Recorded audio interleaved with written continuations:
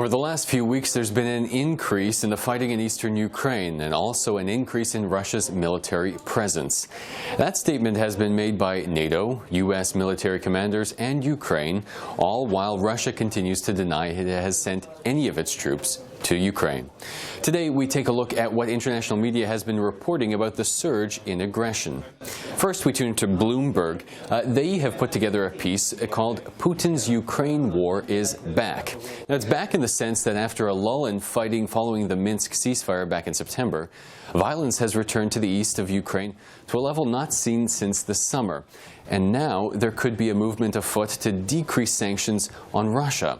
Bloomberg writes, "It is a curious movement for the European Union's top foreign policy official to bring up the prospect of normalizing relations with Russian President Vladimir Putin.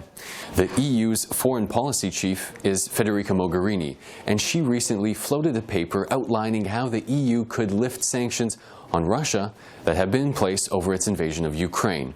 Everybody wants to see the sanctions removed someday," writes Bloomberg.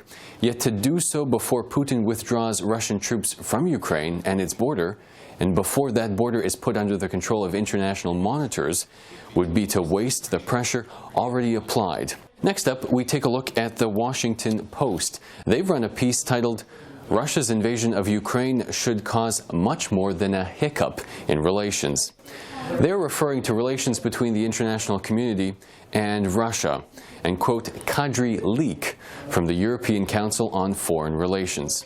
Now, according to him, many Western leaders persist in seeing the Ukraine invasion as a hiccup in relations with Russia that can be smoothed over, rather than a demonstration that Mr. Putin's agenda is fundamentally at odds with Europe's security interests and its values. Because of their attachment to the hiccup theory, says Leak, governments, including the Obama administration, have refused to take steps such as providing the Ukrainian government with defensive weapons that could help stop Mr. Putin's aggression.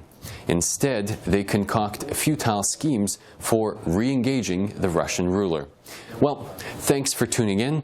Join us again tomorrow for another wrap of international press writing about Ukraine and Eastern Europe.